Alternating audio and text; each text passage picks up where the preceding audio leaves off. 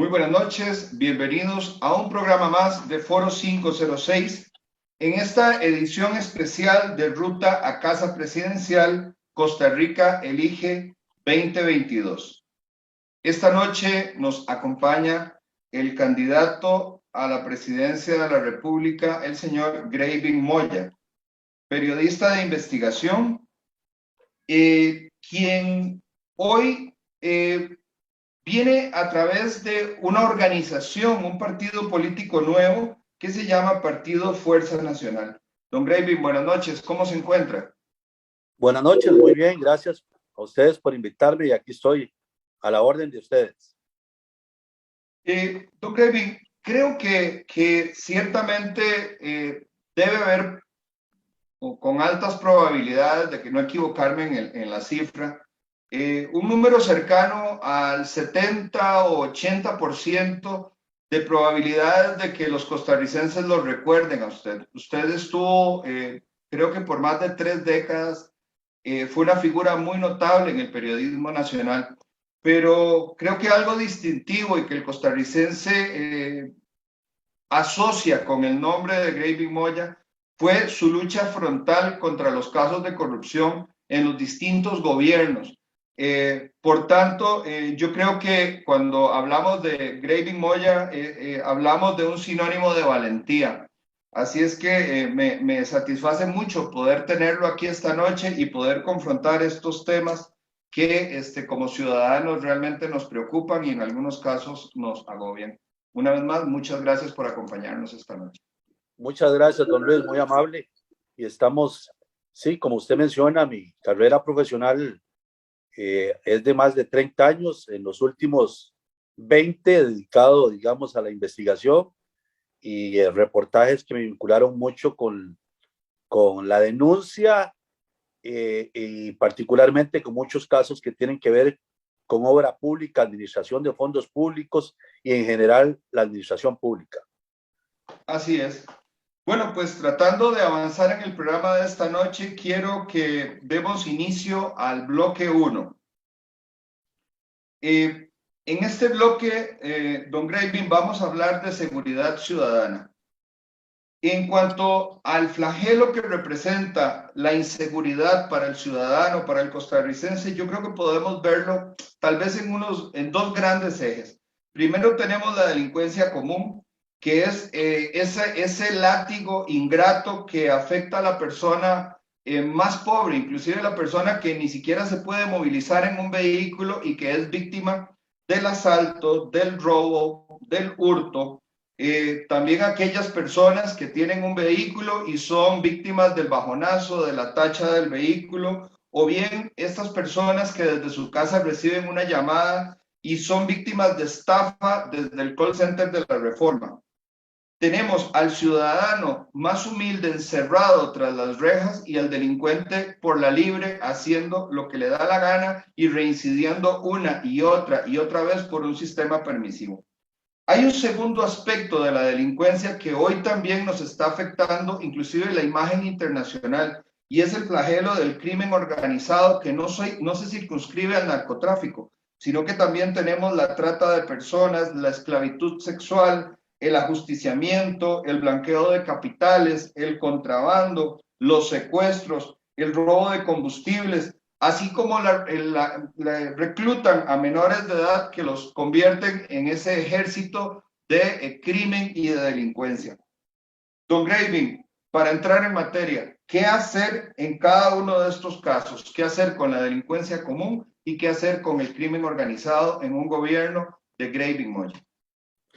Bien, yo diría que esa gama que menciona usted, muy puntual y muy amplia, la gran mayoría de delitos que se producen en el país y que afectan al ciudadano común tienen que ver con asuntos de drogadicción y asuntos vinculados al narcotráfico. Vamos a ver, ¿qué sucede? Hay una gran cantidad de droga que se está quedando en el país y que ha propiciado incluso que muchos jóvenes de nuestro país se hayan vinculado a las drogas, muchos de ellos al consumo. Y cuando hablo del consumo, eso deriva en que más adelante estos jóvenes se vayan a convertir en delincuentes que por buscar la droga se involucran con el delito. Y eso no lo digo yo porque está en las cifras que manejan el organismo de investigación judicial, el Poder Judicial, en cuanto a que la mayoría de los delitos que afectan al ciudadano costarricense tienen un vínculo relacionado con drogas, por drogadicción, consumo de drogas, y en algunos otros casos, este crimen organizado ha sido atizado o ha sido dinamizado también por grupos de comercialización de droga propiamente locales que han estado vinculados directamente con el aumento de homicidios en el país. Considerado esto como una pandemia, porque según las normas de organismos internacionales, cuando usted tiene una tasa de más de 11 homicidios por cada 100,000 habitantes, es una situación ya difícil. Y nosotros andamos por encima de esa media. Es decir, que es un asunto delicado y estamos involucrados en esta situación que no crea una buena imagen a nivel internacional para la atracción de visitantes, y eso lo podemos hablar más adelante. Pero aquí también, perdón, y también el aspecto que nosotros hemos visto de lejos, y yo quiero hacer énfasis en esto porque cada vez que puedo lo menciono, es que nosotros estamos dejando de lado el poder enfrentar estos grupos de crimen organizado involucrados con el sicariato, que se atribuye a conflictos de bandas por narcotráfico y que son un tormento y un terror para la población costarricense.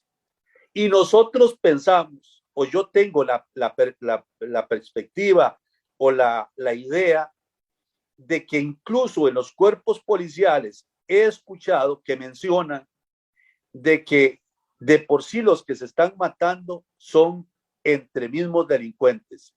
Y eso no debe de ser percibido de esa forma, porque eso se va a ir ampliando, incluso ya hay muchos homicidios que están vinculados directamente porque fueron gente que estuvo no vinculada con eso, pero que son bajas colaterales del conflicto de narcotráfico.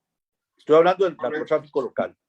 Correcto. Incluso he escuchado gente de que dice que en tanto no esté controlado los robos y asaltos en zonas conflictivas del país, porque los mismos narcotraficantes están cuidando para que no hagan eso, las autoridades están siendo permisivas, y esto es muy delicado y hay que tener mucho cuidado porque nosotros no podemos dar un paso hacia atrás para enfrentar el narcotráfico, el crimen derivado de eso, el sicariato, los crímenes que se están desarrollando paralelo a esta situación, ya sea por drogadicción o no, o por comercio vinculado con drogas. Nada más para que tengamos un dato, la mayoría de personas que están recluidas en las cárceles son por situaciones vinculadas con narcotráfico y drogadicción.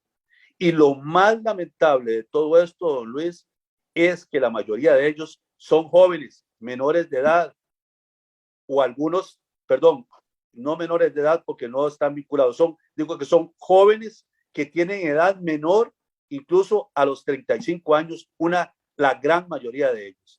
Imagínense esa juventud que está ahí involucrada en las cárceles, involucrada con drogas, involucrada en una situación por estar derivando de esa situación del conflicto que existe con el narcotráfico en el país.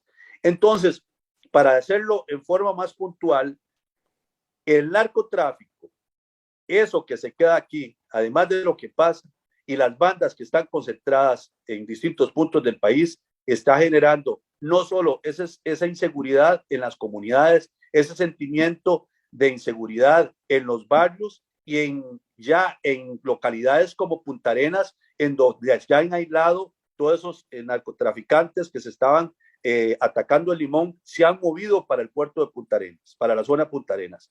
Y por eso vemos que la tabla ahí ha aumentado significativamente, atizada también por una situación de pobreza y desempleo en esa zona. Así es. Ahora, don Graving, hay una buena visión, digamos, de la problemática que se deriva a partir de este problema. Sin embargo, esta misma semana hemos tenido noticias de que el narcotráfico ha penetrado a la institucionalidad, ha penetrado a empresas públicas, haciendo contratos para legitimar capitales y en concubernio con empleados públicos. Pero vemos, como en el otro caso de corrupción, que dos personas van a la cárcel con medidas cautelares, pero todos los empleados involucrados siguen a la libre.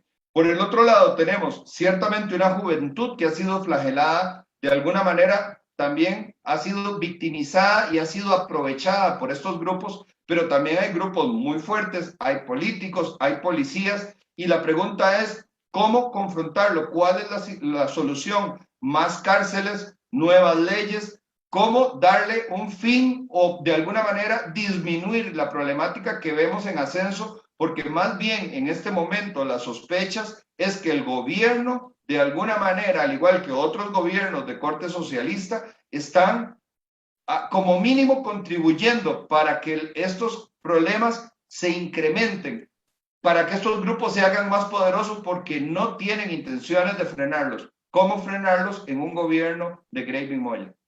Vea, yo digo que aquí tenemos que actuar en forma inteligente. O sea, sabemos que la capacidad del narcotráfico es muy fuerte. Países de reconocida,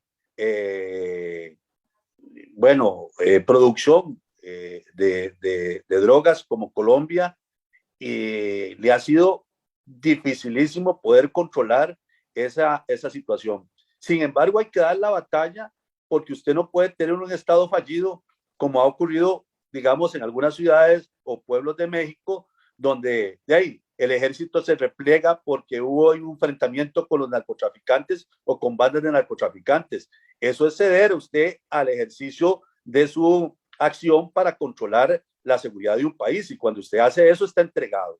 Entonces yo digo que debemos actuar en forma inteligente, enfrentar esa situación, pero con los recursos que tengamos, hacerlo de forma inteligente para poder sanear por lo menos las instituciones públicas que no sean infiltradas por el narcotráfico. Debemos hacer acciones concretas para trabajar con inteligencia, para hacer un frente al lavado de dólares, que aquí yo creo que se está dando muchísimo la legitimación de esos capitales.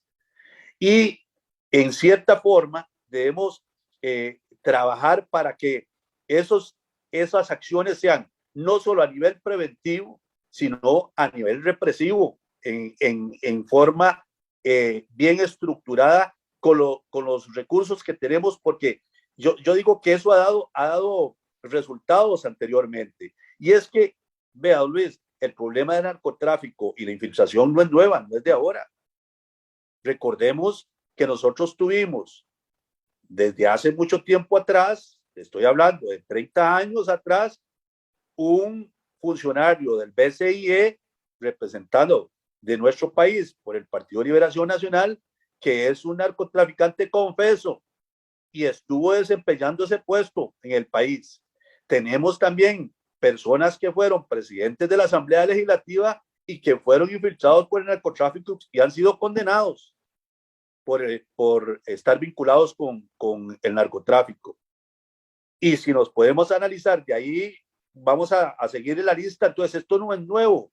Lo que yo siento es que las autoridades nuestras no han tomado con la seriedad, con la inteligencia, con el estudio apropiado, no solo a nivel represivo, sino a nivel preventivo, esta acción. Porque recordemos que debemos cuidar a nuestra juventud de esas tentaciones de la droga. Y resulta que nosotros empezamos con unos programas específicos, que recuerdo yo, de DARE, que era un programa incluso que venía de Estados Unidos para la protección de los jóvenes, para que no cayeran en la drogadicción, pero eso se sumó, no se sabe. Todos los programas empiezan a desarrollarse y luego se olvidan. Cambio en gobierno y le da prioridad a otra cosa. No hay una secuencia lógica, contundente de lucha contra el narcotráfico a nivel preventivo y a nivel represivo. Nosotros dependemos muchísimo de la inteligencia de los Estados Unidos. Entonces le estamos cuidando el patio de los Estados Unidos y estamos desatendiendo el patio nuestro en muchas medidas. Y lo que sucede hoy en la infiltración del narcotráfico, en lo que usted menciona, es simplemente el resultado de que nosotros no hemos hecho una actividad permanente, consistente, inteligente para atender este problema. Y si nosotros lo vamos dejando de lado, vamos a caer en una situación tan difícil como la que se presenta ahora con el sicariato, que lo vemos eso cada semana, cada 15 días. Y lo vemos de lado, cuando ya eso nos inunde y haya más muertes, y haya más confrontación, y haya mucha inseguridad, que la gente no pueda salir como sucede en algunas ciudades de México, vamos a decir, ¿por qué no tomamos las medidas con su debido tiempo anteriormente? Le pongo este ejemplo, Luis, nada más para terminar esta idea. Esta acción para enfrentar el narcotráfico la venía yo escuchando desde hace 30 años en el ejercicio profesional mío, donde habían funcionarios policiales que decían que debíamos ser más estrictos en las fronteras para exigir mayores requisitos para que toda la gente que entrara fuera bien filtrada, para que no estuvieran vinculándose, viniendo gente, huyendo de esos países que ya todos conocemos al nuestro. Y nunca actuamos. Resulta que las fronteras pasaba todo mundo sin problema. Y mucho de la drogadicción que se da y el tráfico que se daba y ha se dado el limón pasa por el lado de Panamá sin ningún problema. Entonces debemos ser estrictos con una política bien fuerte. Y yo estoy convencido de que si tenemos un nivel de inteligencia con ayuda de otros países, una respuesta clara, persistente, y no que se cambie cada 2 años, cada 4 años, se desatienda y se vaya por el olvido todos los esfuerzos que se han hecho, vamos a lograr por lo menos cubrir a los jóvenes, a nuestros muchachos, para que no caigan en la drogadicción. Y también hacer un esfuerzo contundente para cuidar nuestras instituciones, para que no sean infiltradas por el narcotráfico. Porque de no tener esa posibilidad, vamos a tener mayores problemas con lo que está sucediendo ahora con la proveeduría de la IA. Vamos a tener mayores problemas con lo que ha sucedido con algunos diputados de la Asamblea Legislativa. Pero reitero, esto no es nuevo, lo traemos desde hace 30 años atrás y resulta que no aprendemos la lección. La policía necesita estructurarse con criterios más claros de técnicos, tecnológicos, con ayuda de esos recursos, con inteligencia bien estructurada para poder atender el crimen organizado y a todo eso que se deriva del narcotráfico. Ahora, don Graving, esto inevitablemente me lleva a hablar un poco de su experiencia profesional, porque creo que como ningún otro candidato que esté presentando su nombre para la máxima legislatura, para la presidencia de la República, usted sí tuvo una lucha frontal con algunos grupos, con personas muy corruptas y con corruptores también, que hicieron la función en la otra cara de la moneda. Y esto me lleva al segundo bloque. Hablemos en este momento de una reforma al sistema de justicia. Desde la presidencia de la Asamblea Legislativa, desde la presidencia y desde la Asamblea Legislativa, debería un buen liderazgo procurar una reforma al sistema judicial. Porque yo le pregunto a usted, don Graving Moya, todos aquellos casos que usted durante décadas denunció, ¿cuántos de esos casos se concretaron en una condena? ¿Cuántas de esas personas realmente pasaron a pagar, digamos, el daño que le hicieron al erario público? Que usted recuerde y creo que no sería nada extraño también escuchar de sus propias palabras que muchos de ellos murieron en el proceso, ni siquiera llegaron a cumplir una condena. Entonces, desde ese liderazgo en una presidencia o bien desde la Asamblea Legislativa, ¿qué propone usted para modificar el sistema de justicia que lo que promueve es la impunidad? Vea, esto es muy importante porque, bueno, primero que todo, la función mía era periodística, ¿verdad? Muchas veces la gente confunde de que yo, además debía aligerar los procesos en el Ministerio Público y accionar al Ministerio Público para que atendiera los casos que yo denunciaba. Y tengo que decir que eso le corresponde al Ministerio Público. Pero yo lo que noté en este proceso es que la impunidad se genera porque al menos siento yo que se necesita reformar el Ministerio Público para que tenga no solo los recursos adecuados, sino las personas adecuadas con la experiencia suficiente para que poder ellos darle persecución a la acción penal y que ellos aligeren los procesos y que no tarden tantos años específicamente en casos de corrupción para saber si se absuelve o se condena a un funcionario público. Y eso es lo que está creando desconfianza en la población. Y sucede porque a mí me decían que el Ministerio Público estaba totalmente inundado de casos y no podían salir adelante. Entonces, me parece que lo que necesita son recursos adecuados, con personal adecuado y experimentado, porque había muchos que no tenían la experiencia, entonces le costaban salir con los casos, y hay evidencias de eso, porque incluso hay denuncias de la misma Contraloría de Servicios del Poder Judicial o del Ministerio Público, donde incluso habían fiscales que sus casos estaban hasta 2 o 3 años sin resolverse, y eso es pan de todos los días. Hay que darle mayores instrumentos al Ministerio Público y crear mayores auxiliares del Ministerio Público para que lleven a cabo los procesos y que puedan durar menos tiempo. No es posible que los casos de la trocha que ocurrieron en el gobierno de Laura Chinchilla todavía no se han juzgado, y creo que se tiene fecha hasta para el año entrante o el que sigue. Eso si no sucede otra cosa.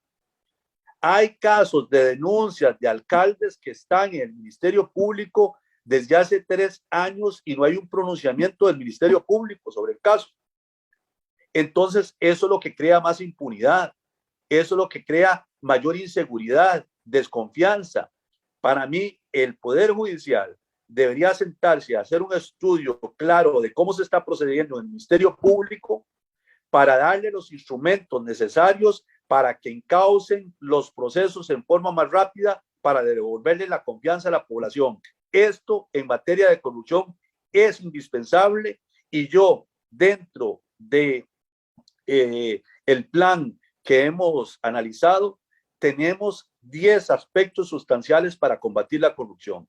Y uno de ellos es atacar la impunidad, darle mayores instrumentos adecuados, consistentes al Ministerio Público para que esos casos se logren llevar a juicio en forma expedita para devolverle la confianza a la población.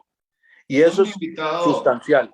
Sustancial. Un invitado que tuvimos aquí en el programa nos dijo que en los últimos 20 años el presupuesto del Poder Judicial se incrementó 15 veces, pero los resultados se han mantenido exactamente igual.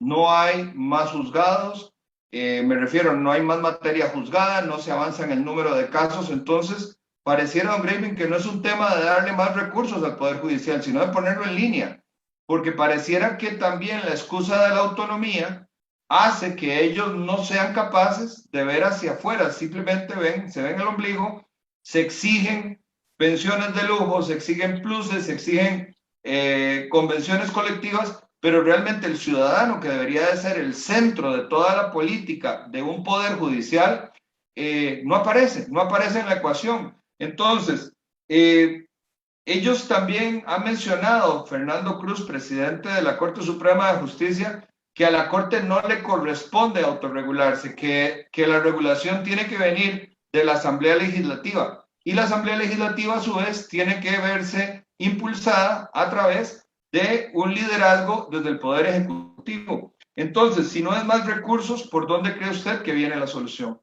Vea, nosotros también, y qué dicha que usted lo mencionó, porque nosotros también, dentro de los planteamientos que hemos hecho, es que el país está en esta situación por la pésima gestión de las instituciones públicas y involucrándose en eso también al Poder Judicial.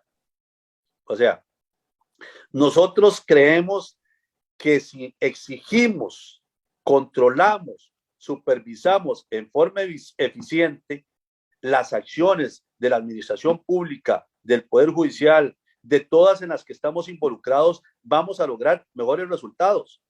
Y nosotros establecemos que hay un problema de gestión porque hay instituciones que funcionan mal y dicho por los entes contralores, y se deja que funcionen mal, permanecen mal, concluyen mal, y por eso nos tiene en esta debacle que estamos en este momento. En el Poder Judicial, por ejemplo, que usted menciona, ahí hay organismos que perfectamente pueden regularse, pero hay que exigirles una buena gestión. Ahí hay un tribunal de supervisión interna de las acciones del Poder Judicial.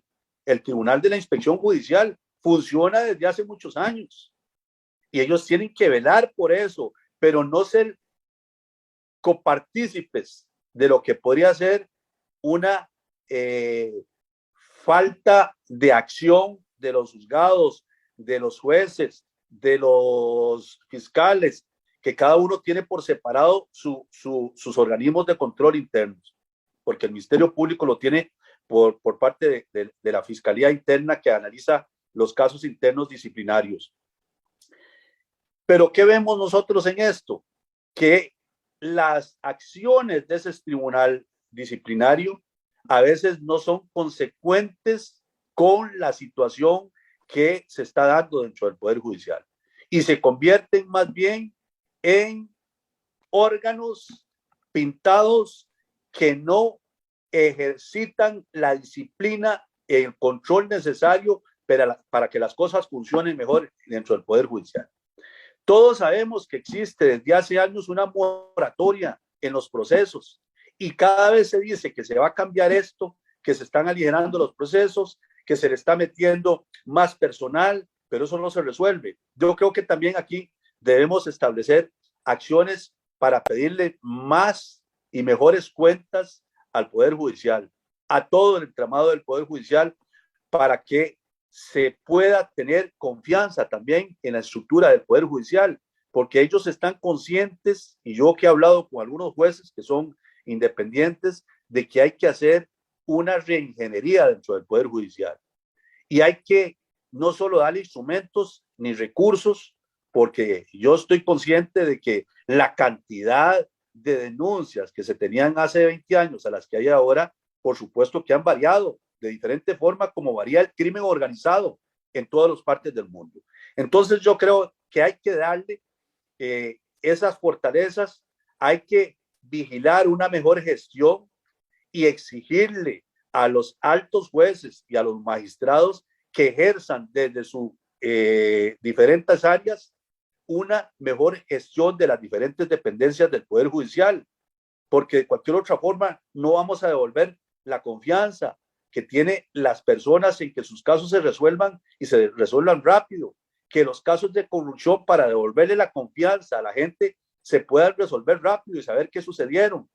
Y con la pregunta que usted mencionaba al principio de esta conversación, por lo menos yo he dado seguimientos a muchos de esos casos y han llegado a ser juzgados muy pocos. Usted tiene razón, son muy pocos.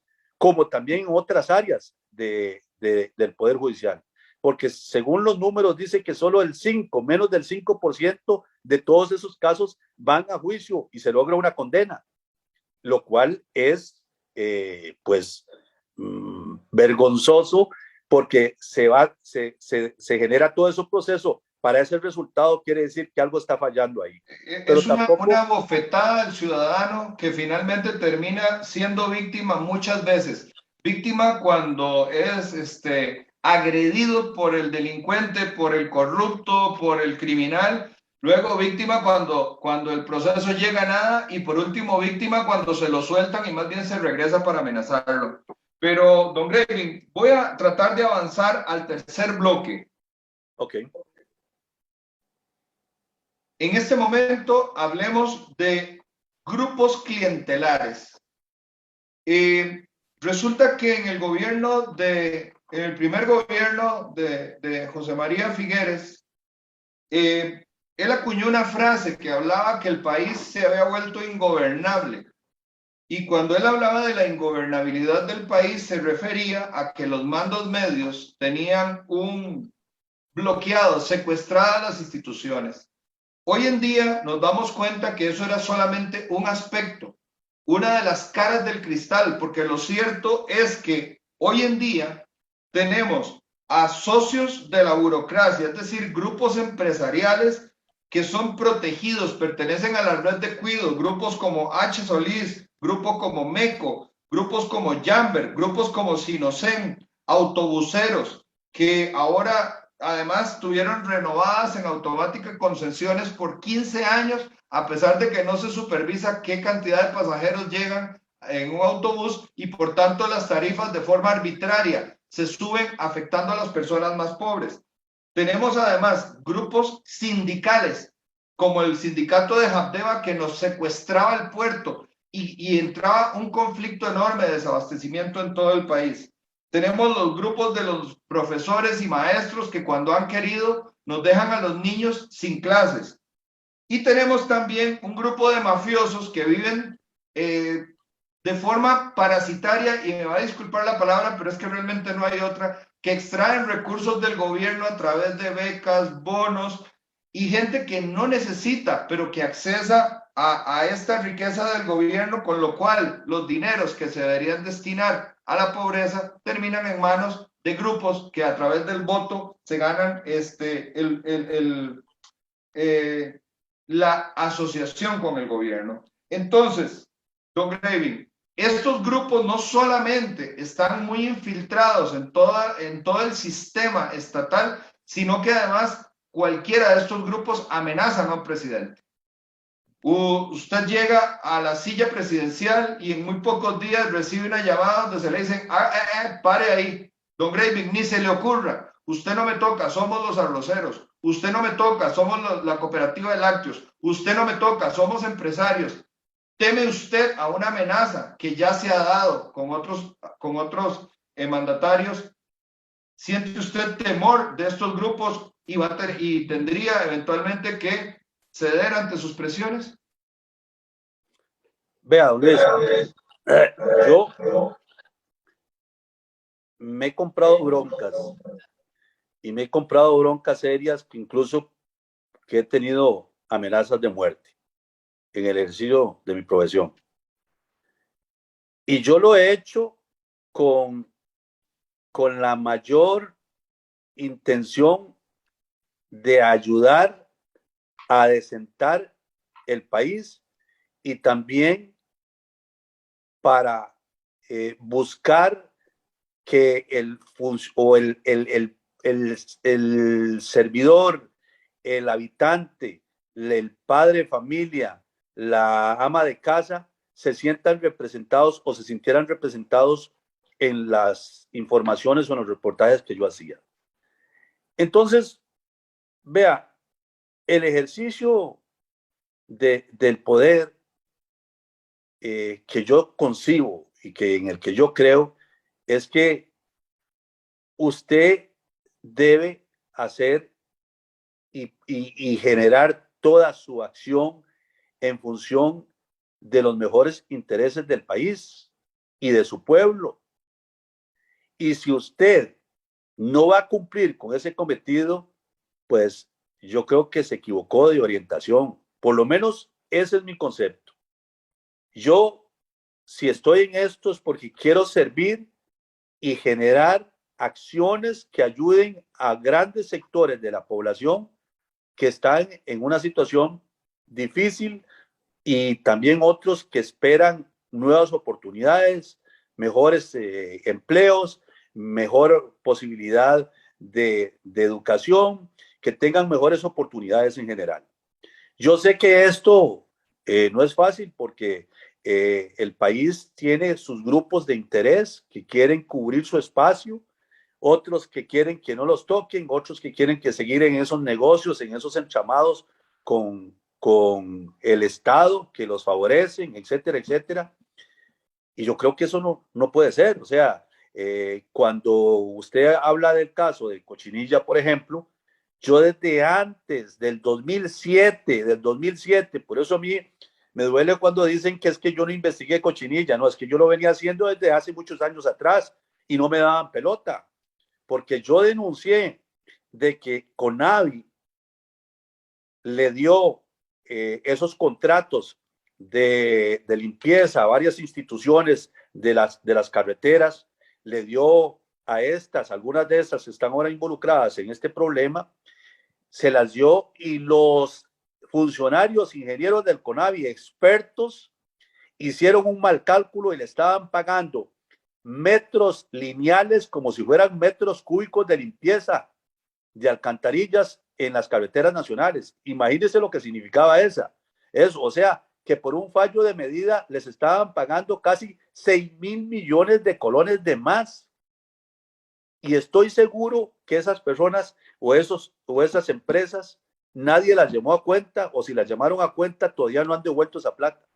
Y creo que todavía está el juicio ahí pendiente sobre esa situación. La Contraloría se pronuncia en su momento y dice que sí, que en efecto lo denunciado por nosotros en Telenoticias es cierto y que nos quedamos cortos porque era mucha más plata. Y a este momento no sabemos si el Estado ha recuperado esa plata o no. Entonces, vea, don Luis, esta situación va a ser difícil, pero hay que enfrentarla. O sea, tenemos que gobernar para mejorar el país, no para beneficiar a un sector, ni para darle ayudas a otro sector que amenaza con hacer movimientos o que determinados grupos empiecen a reclamar porque ellos fueron los que están incidiendo en determinadas actividades del país, etcétera, etcétera. No, yo creo que tenemos que estar claros que la función nuestra es de ser un Estado solidario, de ser un Estado que necesita el concurso de todos para salir adelante. No es posible que existan grupos que quieran solo el bienestar para ellos y se olviden de los demás, y que no quieran que el gobierno intervenga o los discipline para que no se siga en esa fiesta en la que están. Entonces, yo digo que esto ha sido así aquí y en todos los países del mundo. Eso depende de la autoridad con que usted llegue y con la tenacidad, el equilibrio y la fortaleza que usted actúe para gobernar en beneficio de la mayoría. La cancelación de clases de los niños en el 2018 en una huelga contra el plan fiscal, el secuestro de los cadáveres en la morgue judicial por medio del Poder Judicial en una huelga que causaba tanto dolor a las familias, sigue impune. Ahora, ¿cómo desarmar estos grupos? O sea, técnicamente yo entiendo la influencia y el liderazgo, pero técnicamente, ¿cómo desarmar estos grupos en donde tenemos 4 industriales del arroz que son los que se llevan, digamos, el premio del sobreprecio o de los aranceles que encarecen el arroz a nivel nacional? Son 4 empresas. Cuando tenemos ciertamente un grupo de arroceros. Pero digamos, ¿cómo desarmar esas estructuras y devolverle el país al ciudadano? Bueno, pero don Luis, es que eso es porque el Estado se los permite. Eso es porque hubo otros que hicieron componendas con esos grupos y les permitieron tener esos beneficios. ¿Cómo es posible que van a tener el beneficio de importar granos como el arroz con cero aranceles cuando hay desabastecimiento? Y eso no se traduce en el precio al consumidor final. Por Dios, yo vi eso y lo he visto y lo hemos señalado y lo hemos denunciado, y yo esperaría que en el gobierno nuestro esa situación se acabe. O sea, esos beneficios son odiosos en medio de las circunstancias en las que están muchos otros viéndola muy fea, enfrentando una pandemia donde perdieron su negocio, donde dejaron de recibir sus ingresos mensualmente, y que todavía el gobierno no les ha ayudado como debería haberles ayudado, porque ahí está el proyecto de avales haciendo fila y todavía no quieren entrarle a ese asunto, que es necesario para poder volver a impulsar a todo ese grupo que se ha quedado rezagado por efectos de la pandemia. Pero ese aspecto que usted menciona sobre esa gente que tiene esos beneficios, yo creo que ellos han llegado hasta donde el Estado se los ha permitido. Y si el Estado nunca ha querido entablar una acción concreta, no ha sido por culpa de ellos, sino por culpa de los que han permitido que ellos hayan tenido esa situación y han tenido todo ese beneficio, y tras de que deben, cobran, ¿verdad? Entonces a mí me parece que eso es parte de esa circunstancia. Ahora, en esta sociedad en que tenemos, debemos estar claro que deben existir diferentes grupos con diferentes intereses. Congeniar eso en beneficio del país es la tarea que debemos hacer. Y por ahí es donde tenemos que encauzar todo esto. Y aquel que no se alinee, pues buscarle alguna solución, y no se quiere alinear, pues no se alinea. Pero usted debe sentar desde su gobierno la línea correcta para poder sacar al país adelante y poder tener un grupo de costarricenses con mejores oportunidades, con empleo, con una economía dinámica, que puedan tener sus ingresos en forma permanente, y que sea un asunto justo, equilibrado y en razón del esfuerzo que haga cada quien. Pero a mí me parece que también desechar a aquellos que hicieron una huelga, no, yo siento que hay que congeniar todo eso y hay que convivir con eso, pero usted tiene que poner las reglas del juego, ¿verdad? No es que usted va a estar en una situación en la que todo el mundo hace lo que le da la gana y al final no pasa nada. Eso es un asunto que hay que estar claro. Ahora, ya este asunto de las huelgas ya se reguló con lo que ha pasado ahí, de las huelgas en el sector público, y que hizo también que se diera todos esos movimientos que usted ha mencionado. Pero todo depende, don Luis, todo depende de la acción concreta, con fortaleza, con un equipo económico de gobierno bien fuerte, con un equipo en lo social bien establecido, con un equipo generando toda esa serie de acciones que vayan a poner al Estado a trabajar. Yo creo que eso es fundamental para que la cosa salga adelante. Ahora, don Graving, nuestra clase media debe estar destinando probablemente más de la mitad de sus ingresos simplemente en alimentos. Pero la parte más lastimada de la sociedad, las personas más pobres, en pobreza o en pobreza extrema, básicamente dedican el 100% de sus ingresos a alimentos. Y estos grupos están enganchados con el gobierno, con el beneplácito del gobierno, encareciendo hasta en un 40 o en un 50% las proteínas más básicas. Por tanto, una familia pobre no puede más que aspirar a un embutido, porque no se puede llevar a la casa un pollito para cocinar, no puede llevar carne, no puede llevar cerdo, justamente porque el Estado se ha convertido en un Robin Hood, pero al revés, que le roba al rico para darle al pobre. ¿Cómo romper este sistema para poder devolverle a la clase más pobre al menos la posibilidad de tener alimentos en su mesa a un precio justo? Vea, es que aquí tenemos que estar claro que la gente que está viviendo en una situación difícil son los que están acumulando esos bolsones de miseria en las zonas urbanas y en la zona rural.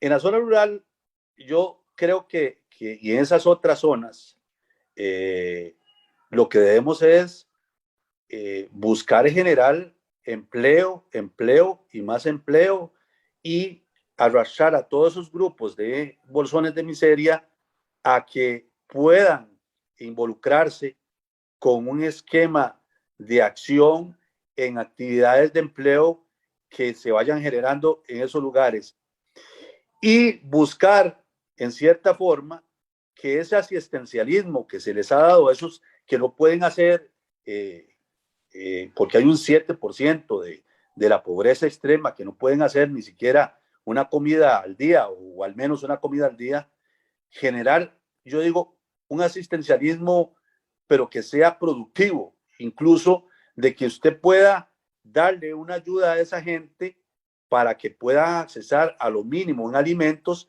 pero con el compromiso que se involucren en una aprendizaje de un oficio como condición para recibir esa asistencia. Y A mí con me esos parece... industriales que tienen los sobreprecios y que tienen el recargo, porque el problema es que les daríamos, pero estaríamos cayendo en el mismo caso del CNP, que está comprando a precios exorbitantes para darle al pobre, pero nos pasan la factura a nosotros vía impuestos. Bueno, es que usted me está hablando entonces propiamente de lo que sucede con el CNP. Vea, yo siento que con el CNP lo que está sucediendo ahí es que hay que volver a accionar. Perdón, es que se me fue el video.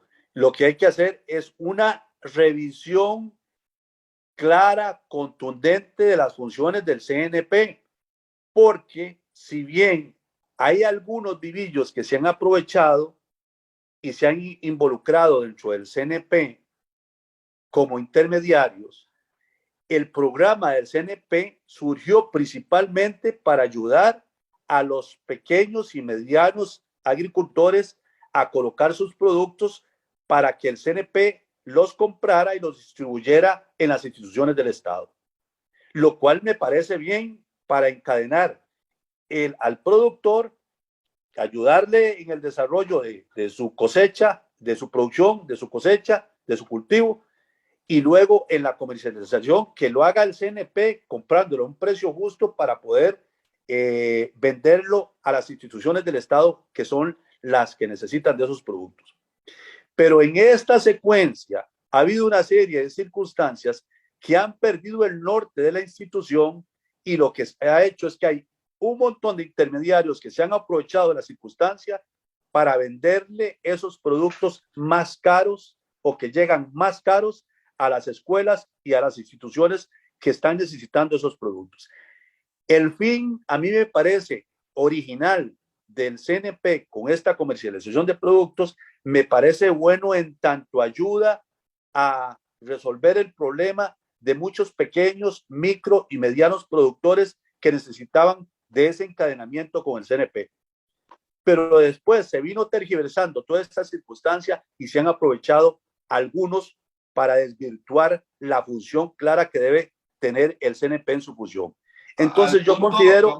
Para agregarle a sus palabras, al punto de que algunas personas dicen que el próximo caso Cochinilla va a ser revisar esas compras del CNP con sobreprecios.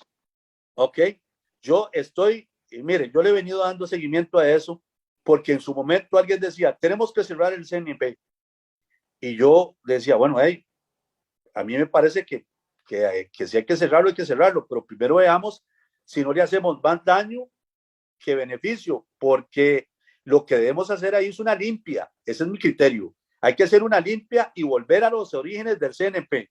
Porque perdón, pero quisiera que me aclare la palabra, ¿qué es hacer una limpia? Quitar a todos aquellos que están ahí involucrados y que no están haciendo nada por generar una buena gestión del CNP. Resulta que hay algunos grupos ahí que me han dicho a mí internos que no dejan que el CNP funcione. Y se lo digo con conocimiento de causa porque yo me he informado de esto. Hay gente dentro del CNP que no deja que las cosas funcionen. Y hay una junta directiva que a veces no quiere que la cosa funcione porque no quiero ir más allá, porque me parece a mí que están en contubernio con algunos grupos fuertes de esos intermediarios que quieren acaparar toda la acción del CNP. Y yo por lo menos quiero darle una oportunidad al CNP para reivindicar esa acción que desde sus orígenes se planteó en el CNP, porque el programa no es malo, don Luis, el programa no es malo como a mí me lo explicaron. Lo que está mal son las personas que han llegado ahí y que cada vez que pueden meten la mano y dicen hay que buscar un intermediario por fuera porque esto no lo puede suplir el CNP, y eso va generando un encadenamiento de tal forma que al final los intermediarios son los que están involucrados en la comercialización de esos productos, y los pequeños, medianos y microempresarios, agricultores a quienes se debe el CNP para encadenarnos en esa producción, están pues presentes en las zonas rurales, pero en las zonas urbanas no están presentes. Y yo estoy de acuerdo con usted que hay que hacer, verificar de que esto no puede seguir siendo como está. Ahora, hay que tener claro este asunto. Yo siento que también hay grupos interesados en que el CNP se quite para que sean ellos los únicos y exclusivos de suplir los productos a las instituciones del Estado. Don Gravin, pero ve que esta semana, por ejemplo, se dio a conocer que más de 550.000 millones de colones quedaron en compras a la libre fuera del sistema SICOP. Entonces, no bastaría con meter en cintura, quitar el CNP, quitar el problema, quitar ese peaje, ese altísimo costo para el costarricense, y que simplemente las compras se hagan a través de un sistema transparente como debería de ser el SICOP, y que entren a todos, el pequeño agricultor y el gran agricultor, y que entren a competir quién lo hace mejor en una subasta a la baja. No, yo no estoy de acuerdo con eso, don Luis. Yo creo que hay que darle una oportunidad al CNP para que vuelva a sus orígenes y que sea la institución que motive el desarrollo agropecuario en las zonas rurales del país. Ok. Ahora, quiero darle esa última oportunidad. Quiero dar una última oportunidad y no ser tajante en este punto, porque digamos, si usted me dice, CONAVI, yo por lo menos CONAVI sí estoy de acuerdo en que tenemos que buscar eliminar el CONAVI. Bueno, hagamos una cosa, don Gravin, hagamos una cosa. Pasémonos al bloque de reforma del Estado de una vez y arranquemos por ahí. ¿Cuáles instituciones del Estado nos están sobrando? Y le pregunto por lo siguiente: en este momento la voracidad fiscal tiene amenazadas a las empresas de tal manera que entre las cargas fiscales y las parafiscales, entiéndase las cargas parafiscales, la caja del Seguro Social, lo que hay que pagar por FODESAP, lo que hay que pagar por el INA, todo ese montón de impuestos extra, timbres, además del IVA. Entonces, tenemos un desincentivo para producir trabajo, porque el gobierno nos quita el 60% de la producción para sus gastos, porque es un Estado tan grande y tan costoso que le voy a dar un dato. A este año, todos los impuestos que se recauden van a alcanzar únicamente para pagar el 40% de lo que nos cuesta el Estado. Don Gravin, eso significa que el gobierno de la República va a pasar una vez más la tarjeta para pagar el otro 60% que no se está cubriendo. Entonces, esto nos lleva a una situación: si usted en su hogar trabaja usted, trabaja su señora, y de repente trabaja un hijo y hay otros dos hijos que dependen de ese ingreso familiar, y de repente dos de los que producen pierden el empleo, pues toca revisar los gastos, porque si no se puede perder la casa, se puede perder el carro, puede entrar la familia en una seria crisis. Pero en este caso, los gobiernos del PAC y los gobiernos del PLN no quieren tocar el gasto público. Entonces, ahora sí, ¿qué cerramos?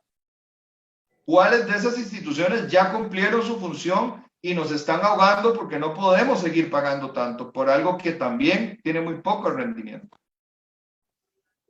Vea, esto de reforma del Estado, desde hace tiempo se viene en esta idea. Recuerdo que Laura Chinchilla con Otón Solís plantearon un proyecto y todo estaba definido para reducir el tamaño del Estado y hacer una reforma, y al final a la Asamblea Legislativa eso no llegó a nada, porque aquí la gente a veces ve el costo político antes de la conveniencia del país, y a veces usted tiene que tomar decisiones importantes y tiene que hacerlo.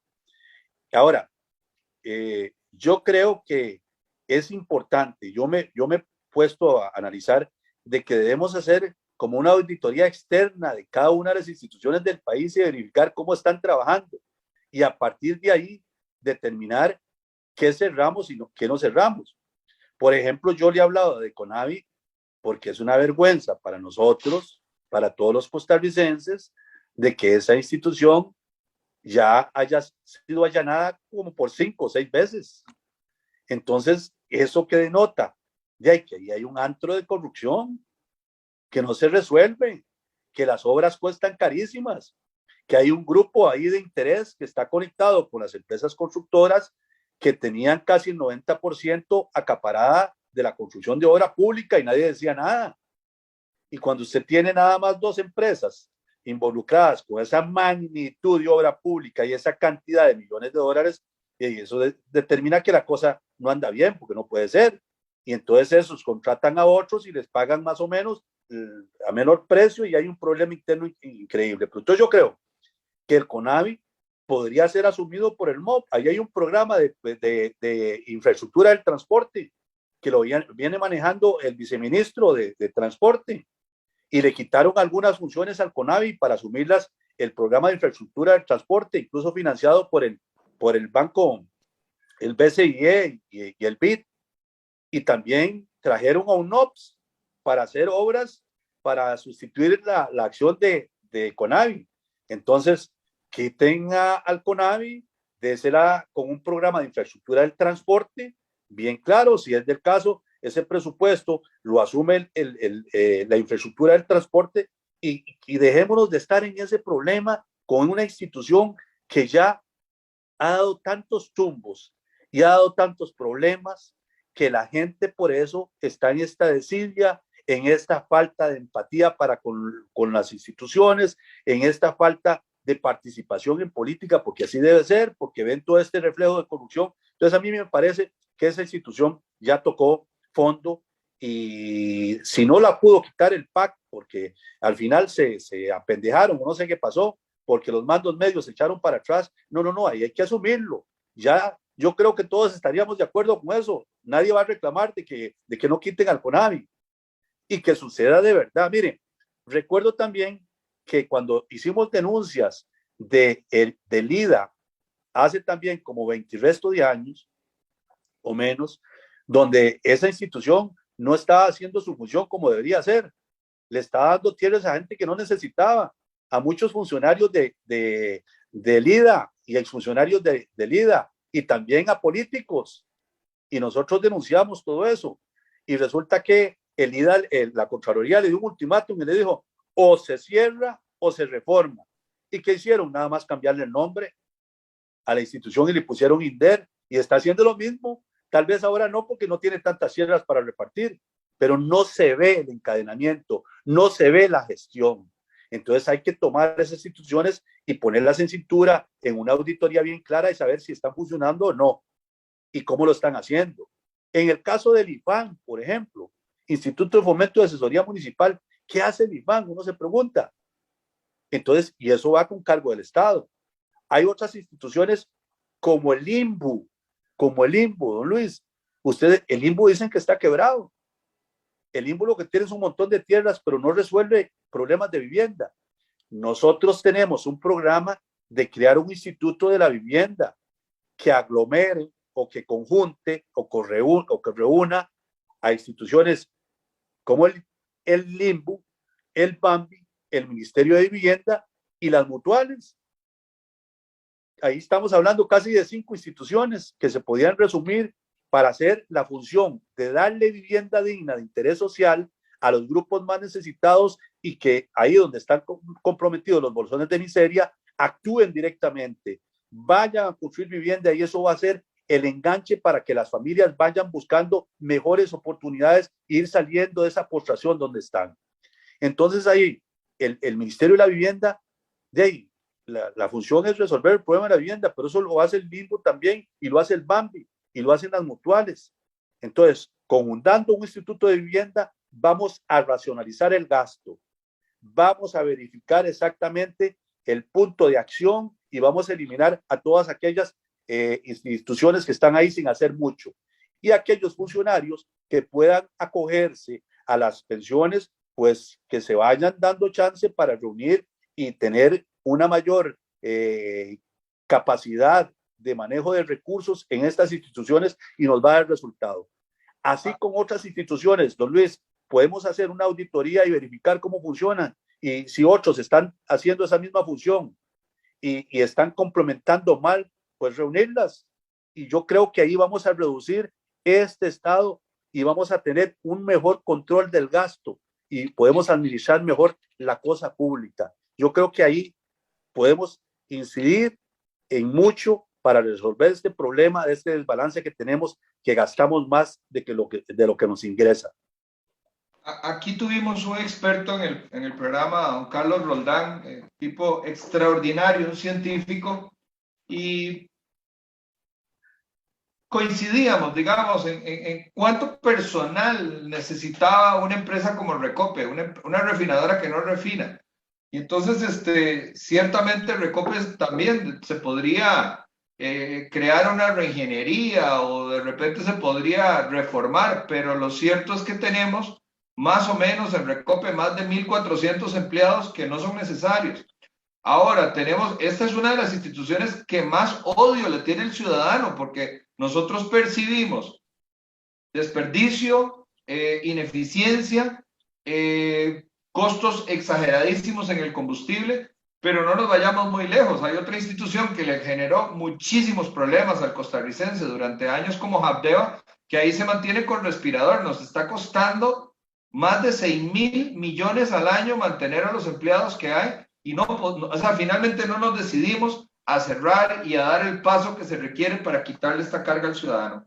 Ahora, don Gravy, yo quisiera pasar al último bloque en 3 minutos y darle el espacio para que usted nos diga. Este bloque se le llama bloque libre, y es cuáles serían los 3 ejes, los 3 dinamizadores, o lo que le llaman en inglés los 3 drivers, esas turbinas para levantar esta economía, según su plan de gobierno, según las conversaciones que usted ha tenido con sus allegados, según una experta que usted tiene, que entiendo es su mano derecha en la parte económica. ¿Cuáles serían esos 3 movimientos o esos primeros 3 decretos presidenciales en el día 1 para que la economía se despegue y salga de esta situación en donde está? Vean, yo creo que debemos atacar la corrupción como elemento primordial para crear confianza, para generar inversión en el país. Nosotros queremos enfocarnos en darle confianza a esos inversionistas para que vengan al país a invertir y que no se vayan, como ha pasado muchos que han llegado aquí y les han cobrado peaje, les han hecho la vida imposible, los han maltratado, les han cobrado dineros por gestiones, es decir, han sido atrapados por la corrupción y muchos de esos se han ido. Y además, no se genera una confianza cuando usted tiene un estado en el que año tras año, administración tras administración, el punto número 1 es los hechos de corrupción que se denuncian, las acciones que están ahí y que no se resuelven. Es decir, tenemos que hacer una limpia de la casa en materia de corrupción con pasos concretos para enfrentar esa circunstancia, para dar confianza a todos y a todas las instituciones para que vayan empujando esta carreta en este momento que estamos. Y por supuesto que una vez que achaquemos a eso un eje fundamental para nosotros, para reactivar y recuperar esos 150,000 empleos que perdimos con la pandemia, ¿verdad? Es darle un giro importante, dinamizar el turismo en nuestro país como uno de los elementos sustanciales y fuertes en donde nosotros tenemos experiencia de que hemos sido exitosos. Y por eso nosotros apostamos a duplicar la visitación de turistas en el país como lo teníamos antes de la pandemia.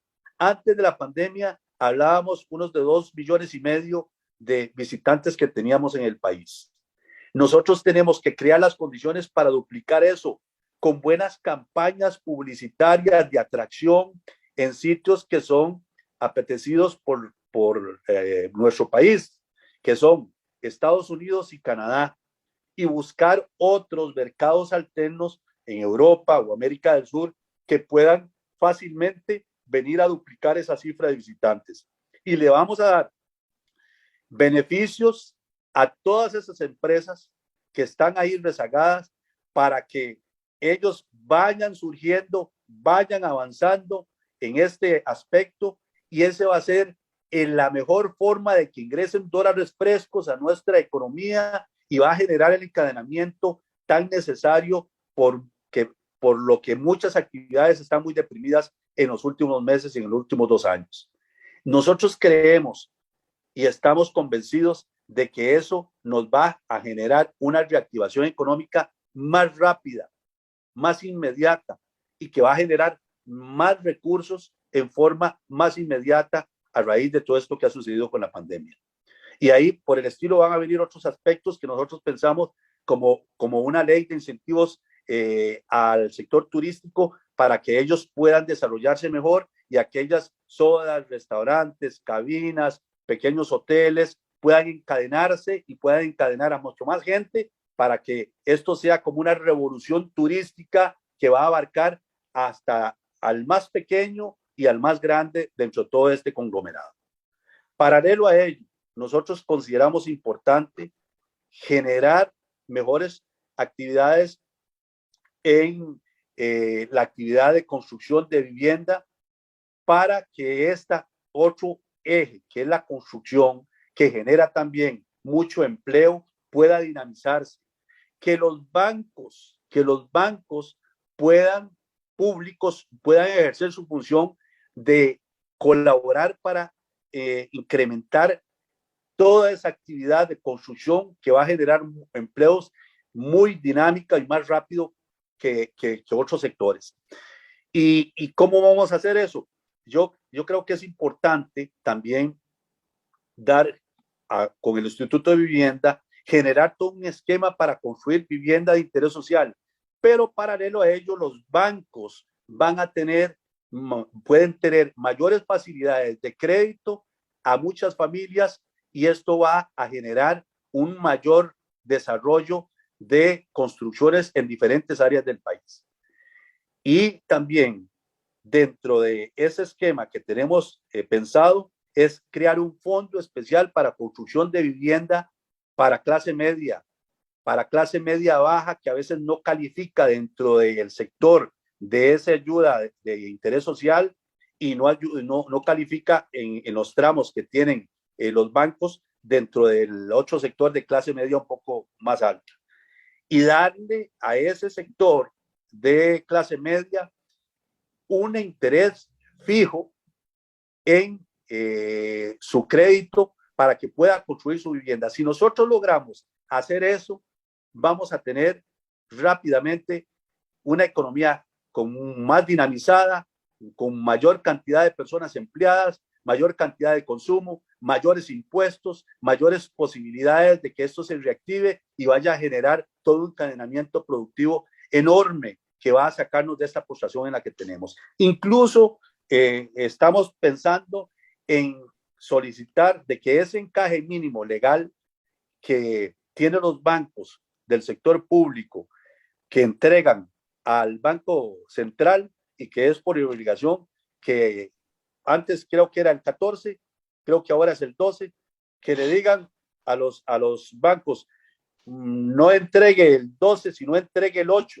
pero ese 4% usted lo va a dedicar a crear un fondo para construir vivienda para la clase media baja del país que tanto necesita vivienda. Y usted puede cobrar un 2% de intermediación, digamos, al banco, para que después no digan que ellos van a salir perdiendo, y usted presta créditos al 5,5 y al 6, y yo estoy completamente convencido que eso va a crear una ola de construcciones de viviendas en muchos sectores del país, y se va a cumplir así, de esa forma, la función por la cual fue creado los bancos, para desarrollar el país, para ayudar a muchas familias, para crear actividades en las cuales el costarricense pueda desenvolverse de mejor manera.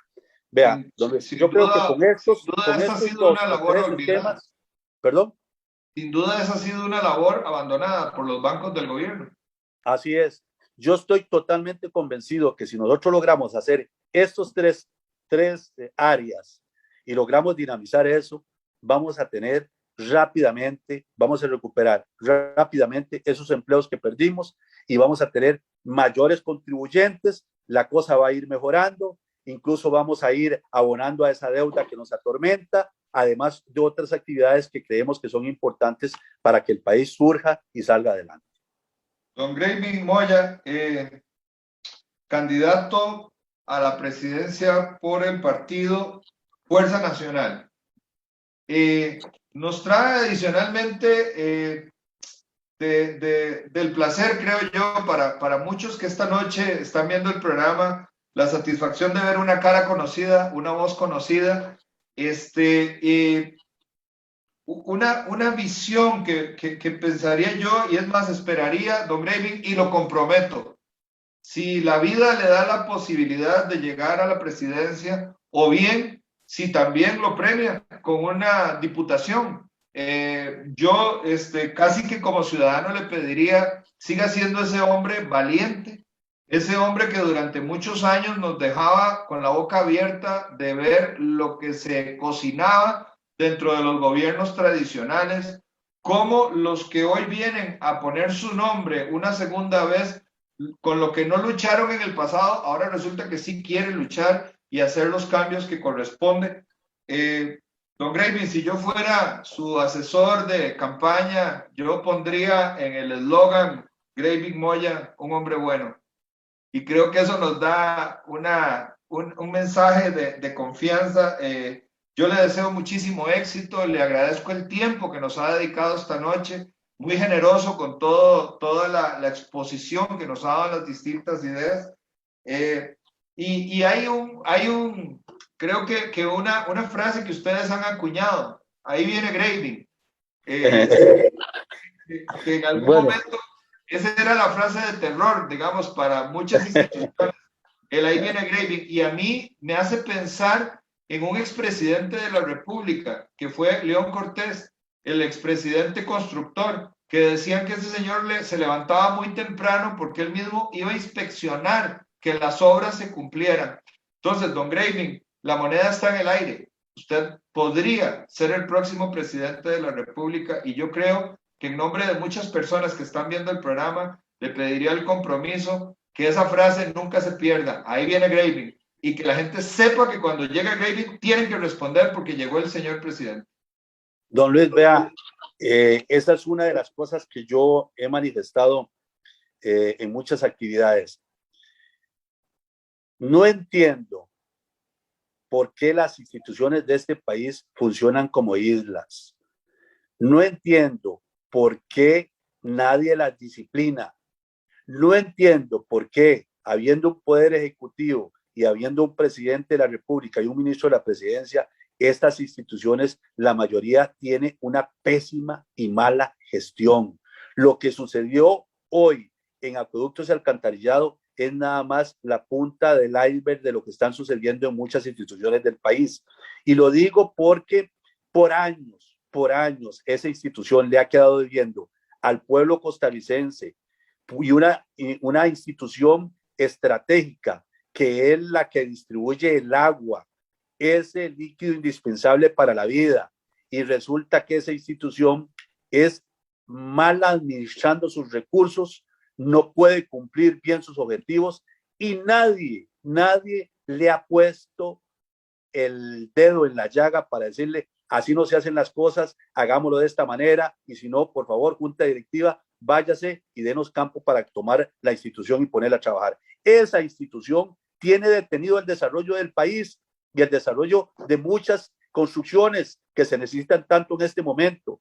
Tiene detenido el desarrollo del país en las zonas costeras de Costa Rica porque no les dan visado para el agua a muchos desarrollos inmobiliarios, y eso es una queja de muchos empresarios inmobiliarios en esas zonas. Imagínense que eso es solo un ejemplo. Yo me comprometo a que dentro de mis funciones, es decir, a ver, no solo en la institución, sino en el campo, ¿qué están haciendo los presidentes ejecutivos, los jefes de esas instituciones, las juntas directivas? Porque ahí usted encontrará una acción más decidida, dinámica, controlada de todas esas instituciones que forman el aparato del Estado. Y yo me comprometo en eso porque he conocido por dentro cómo se manejan de malas instituciones, cómo invierten esos recursos y los derrochan, los botan, cómo hacen inversiones millonarias y después no cumplen y usted paga los sobreprecios por las multas de todos esos préstamos millonarios en que ellos incurren. Y estoy completamente comprometido a que esto debe acabarse exigiéndoles más y estando metidos directamente en las funciones que desarrollan para controlar de qué forma se gastan los dineros públicos. Don Graving, una vez más, muchísimas gracias. Le deseo una semana muy exitosa. Le deseo mucho éxito en este emprendimiento porque realmente hay que ser muy valiente para confrontar lo que viene en caso de que la moneda caiga y salga favorecido usted. Quiero agradecerle mucho a su equipo que me dio también la posibilidad de reunirnos esta noche, pero sobre todo quiero agradecerle a todos ustedes que se han tomado el tiempo y nos han acompañado hasta este momento para escuchar la voz de una cara conocida, de una persona, creo, muy querida en nuestro país, que hoy da un paso al frente y que nos permite ampliar el menú, saber si lo tradicional va una vez más o si efectivamente hacemos los cambios necesarios para poder llevar nuestro país hacia otros rumbos y otros horizontes. Muchísimas gracias y buenas noches. Buenas noches, gracias.